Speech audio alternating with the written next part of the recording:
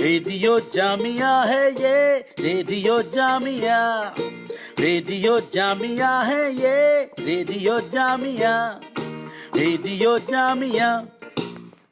Jamia community radio सुनने वालों को शकील अख्तर का आदाब कबूलो दोस्तों। हेलो डॉक्टर प्रोग्राम में एक बार फिर हम हाजिर हैं एक नए मौजू और नए डॉक्टर के साथ। जी हाँ सामीन, आज हम मजमूई तौर पर हेल्थ के बारे में बात करेंगे, लेकिन हेल्थ को बरकरार रखने में हमारे लंग्स का क्या रोल होता है और लंग्स से रिलेटेड क्या क्या बीमारियाँ होती हैं, इन बीमारियों पर कैसे हम काबू पा सकते हैं, हमारी लाइफ स्टाइल कैसी होनी चाहिए ताकि लंग्स की बीमारियाँ ना हों। इन तमाम उमूर पर, तमाम मौज़ूआत पर बातचीत करने के लिए आज हमने अपने स्टूडियो में ज़हमत दी है डॉक्टर एम शमशाद साहब को। शमशाद साहब इस इलाके के एक लीडिंग जनरल फिजिशियन हैं और ख़ास तौर से इनका मैदान है कि लंग्स के डिजीज़ पर इनको काफ़ी उबूर हासिल है, काफ़ी मालूमात है और काफ़ी लोग इनके हाथों से शफायाब हो चुके हैं। डॉक्टर साहब, हम आपका अपने स्टूडियो में इस्तकबाल करते हैं कि आप यहाँ तशरीफ़ लाए और बहुत मसरूफ़ियत के बावजूद भी आपने रेडियो जामिया के लिए थोड़ा सा वक्त निकाला और हमारे सामीन से मुखातिब होने का ये मौका आपने फ़राहम किया है। इसके लिए शुक्रिया अदा करते हुए हम सिर्फ इतना जानना चाहते हैं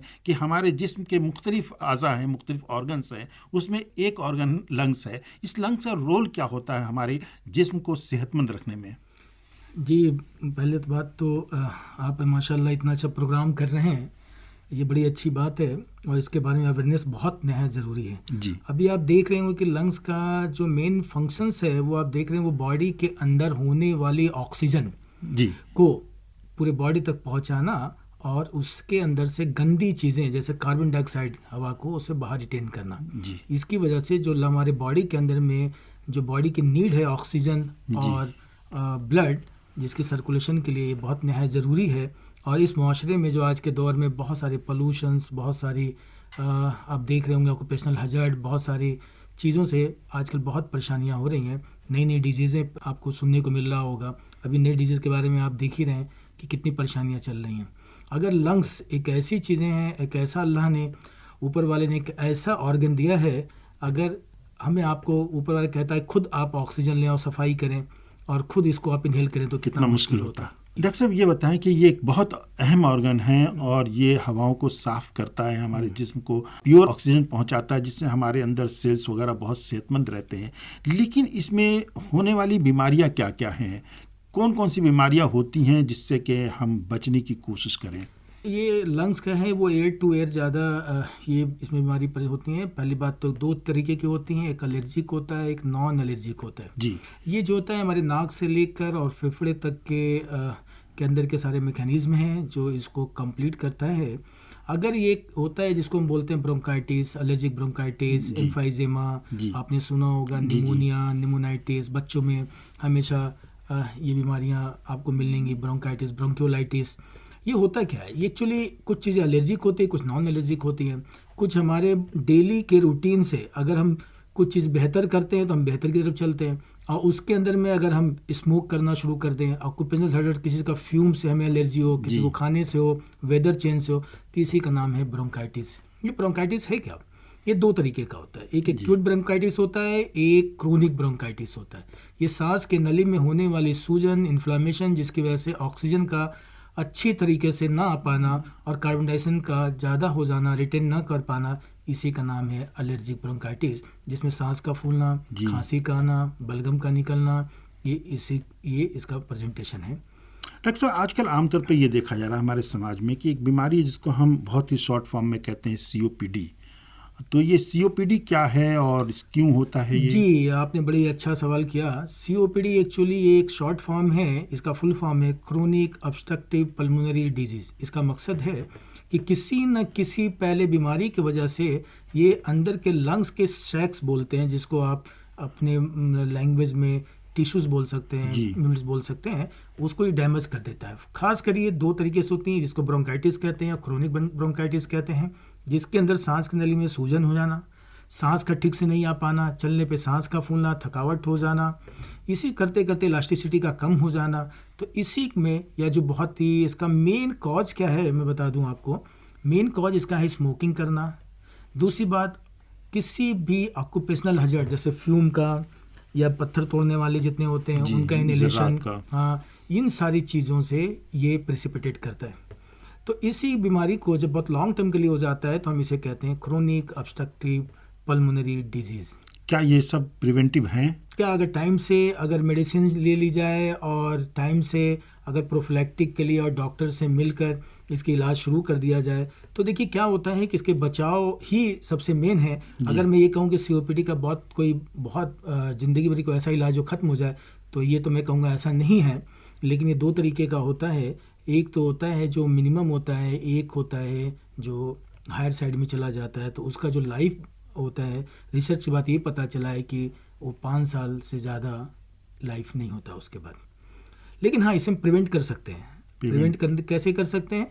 रोज़ के हेल्दी खाने में कर और अपना एक्सरसाइज कर और जो बीमारी है डॉक्टर से मिलें और इसके बीमारी के जो कई सारी दवाइयाँ हैं उसको आप लेते रहें, आप इसको प्रिवेंट कर सकते हैं। डॉक्टर साहब, ये बहुत अच्छी बात बताई कि आपने कि ये बीमारी है, इसको लाइफस्टाइल के साथ हम चेंज कर सकते हैं और ये क्यूरेबल हो भी सकता है। लेकिन आज हमारे माशरे में, आज हमारे समाज में जो सबसे अहम बीमारी फैली हुई है कोविड, क्या इस तरह के मरीज़ जो COPD के हैं, जो लंग्स के मरीज़ हैं या क्रोनिक ब्रोंकाइटिस्ट हैं, उनको ऐसे लोगों को क्या कोविड का अटैक ज़्यादा होता है? आपने ठीक कहा। देखिए, एक समझने के लिए मैं एग्जांपल देता हूँ आपको। मान ली कहीं आग लग गई हो, अब हम उसे बुझाना है। बुझाने का 2 तरीका है, कोई पानी डालता है, कहीं केमिकल डाली जाती है, कहीं बालू डाली जाती है। अब देखी जाती है कि परेशान तो आप हैं, लेकिन इसमें कितना इजाफा और हो रहा है, इस डिजीज से आप कितना प्रिकॉशन ले रहे हैं, कितना बच रहे हैं, कितना सेहतयाब होने की कोशिश कर रहे हैं। तो देखिए क्या है कि एक जगह कहीं नुकसान हो चुका है तो जो आप अभी सुन रहे हैं कोविड, इसके चांसेस ज़्यादा बढ़ जाता है यहाँ पर। तो ऐसे मरीजों को क्या प्रिकॉशन करना चाहिए जो ब्रोंकाइटिस में भी हो या अदर लंग्स डिजीज में मुब्तला हो और कोविड से बचना चाहे तो? देखिए, पहले तो 2 बातें हैं कि लाइफ स्टाइल मॉडिफिकेशन जो भी चीज़ें हैं, पहले अगर आप स्मोकर हैं तो आप स्मोकिंग को बंद करें जी। डेली रेगुलर एक्सरसाइज करें। जो मेडिसिन आप ले रहे हैं डॉक्टर से कंसल्ट कर डेली उस मेडिसिन को विदाउट डॉक्टर के कंसल्टेशन के आप बंद ना करें, ना शुरू करें।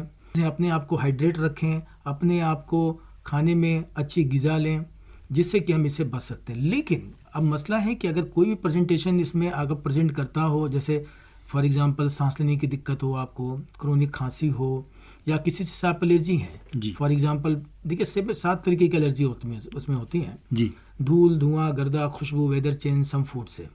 उसको आप डॉक्टर के पास अपने जाएं, कंसल्ट करें और उसको रूल आउट करें कि किस चीज़ से आपको तकलीफ है, ताकि वो डॉक्टर आपको देख के मेडिसिन प्रिस्क्राइब करें और उसके अकॉर्डिंग आप लेती रहें। तो ये ज़रूर है कि आप अपने इस प्रिकॉशन से आप अपने आप को 70 to 80% आप प्रोटेक्ट कर सकते हैं। ये डॉक्टर साहब, ये आज के माशरे में कितना इसका रेट क्या है, कितने लोगों की डेथ होती है? आपने सही कहा, जिसमें तो रेट जो है, डेथ रेट तो वाकई बहुत ज़्यादा है इसके अंदर। सेकेंडरी थिंग क्या है कि इस डिजीज़ से होने वाली अदर डिजीज़ भी हो जाती है, जैसे कार्डियक डिजीज़ हुआ है ना, एम्फाइजेमा हुआ। इस मतलब कहने का है कि बहुत सारी जो रिसर्च में देखा गया है कि इससे होने वाली दूसरी बीमारियां भी कभी कभी जनरेट हो जाती हैं। तो क्या है कि जो हम बोलते हैं क्रोनिक ऑब्स्ट्रक्टिव लंग डिजीज़, इसका जो रिसर्च में ये पता चला है कि अगर बहुत ज़्यादा इंटेंसिव हो जाए तो इसको 5 साल की लाइफ मानी गई है।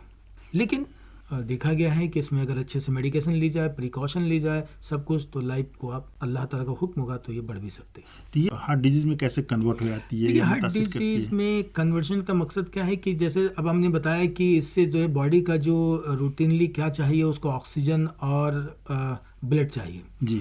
यहाँ पे कंप्रोमाइज़ करता है ऑक्सीजन का।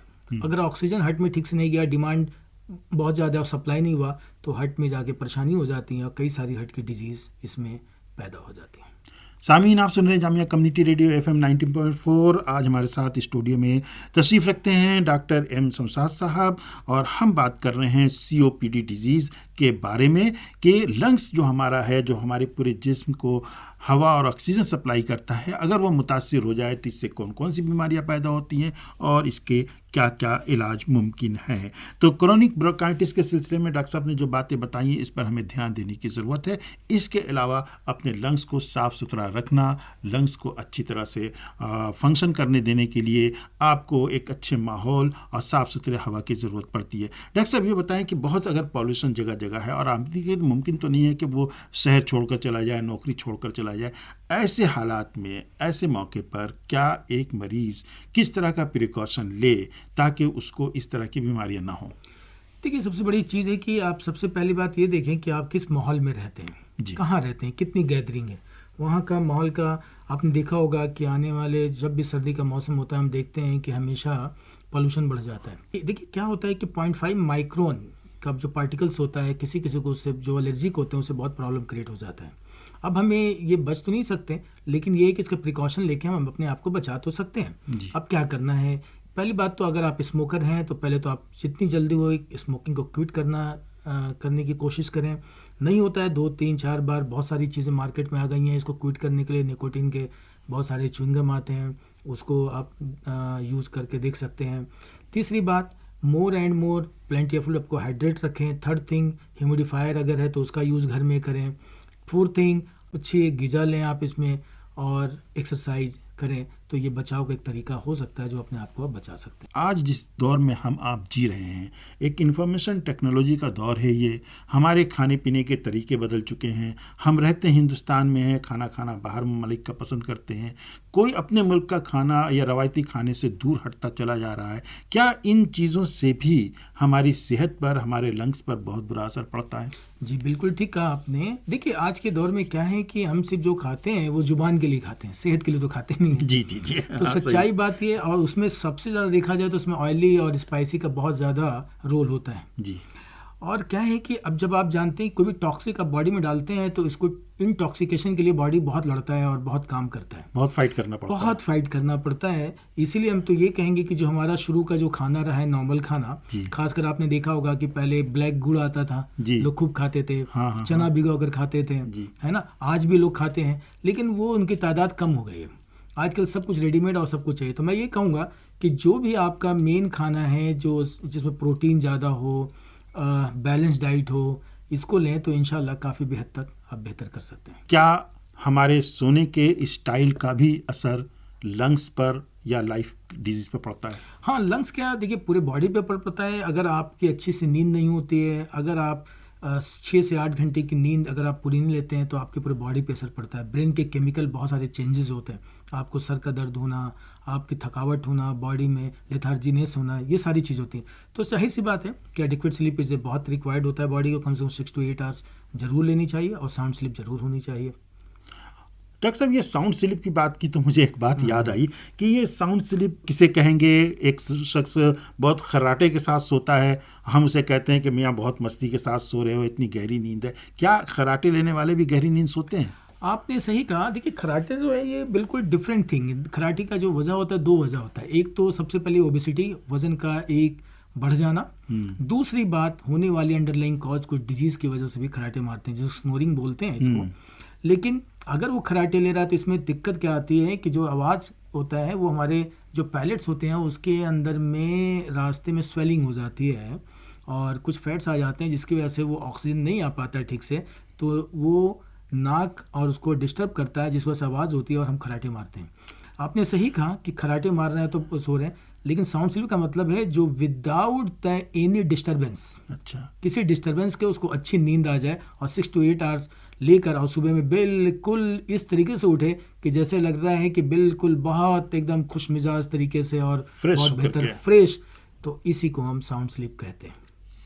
अगर किसी के पास साउंड स्लीप ना हो डॉक्टर साहब, क्योंकि सोना और सोने के दौरान सांस का लेना ये भी तो पूरा पल्मोनरी सिस्टम पर ही डिपेंड करता है। तो इस पल्मोनरी सिस्टम को और बेहतर रखने के लिए और अच्छा रखने के लिए क्या करना चाहिए? सबसे बड़ी बात है कि जहाँ आप सोते हैं, जो 6 से 8 घंटे आप जिस बिस्तर पे देते हैं वो बहुत अहम जगह होता है आपके लिए। और जाहिर सी बात है कि आपका बिस्तर एक बेहतर होना चाहिए, आपके मुताबिक, आपके जहन के मुताबिक होना, जहाँ आपको सुकून मिले। दूसरी बात, दिमाग के अंदर बहुत सारी टेंशन, बहुत सारी एंग्जाइटी डिसऑर्डर नहीं होनी चाहिए। रात को खाने में मैं ये हमेशा कहता हूँ अपने पेशेंट से भी, लोगों से, कि अपने पेट का 3 हिस्सा कर लें, एक में खाना, एक में पानी, एक में खाली। तो हाँ, तो ताकि आपको कोई प्रॉब्लम, अगर गैस्ट्राइटिस की प्रॉब्लम होती तब भी लोग बहुत परेशान होते हैं, ठीक से नींद नहीं आती। बहुत ज़्यादा टेंशन में होते हैं तब भी नींद नहीं आती। बहुत सारी सोचें आजकल ऐसी हो गई कि मोबाइल की वजह से लोग 3-4 बजे, 2-2 बजे रात तक जाग रहे हैं। तो जाहिर सी बात है कि नींद ना पूरा होने की वजह से बहुत सारी प्रॉब्लम क्रिएट होती है बॉडी के अंदर में, और जिससे आप परेशान रहते हैं। और अगर ऐसी कोई तकलीफ़ है जिससे आपको नींद नहीं आना, खर्राटे मारना, तो अपने डॉक्टर से ज़रूर कंसल्ट करें और इसके लिए रूल आउट करें कि क्या परेशानी है और उसका मेडिसिन ज़रूर स्टार्ट करें। डॉक्टर एम शमशाद साहब, आप स्टूडियो में तशरीफ़ लाए और आकर के आपने यहाँ पर COPD और इससे रिलेटेड बहुत सारी बीमारियों के बारे में हमारे सुनने वालों को बताया, और इसके लिए हम आपका शुक्रिया अदा करते हैं कि आप यहाँ तशरीफ़ लाए और बहुत सारी बातें आपने बताई। डॉक्टर साहब, एक बार फिर आपका शुक्रिया, बहुत बहुत शुक्रिया। रेडियो जामिया है ये, रेडियो जामिया, रेडियो जामिया है ये, रेडियो जामिया, रेडियो जामिया।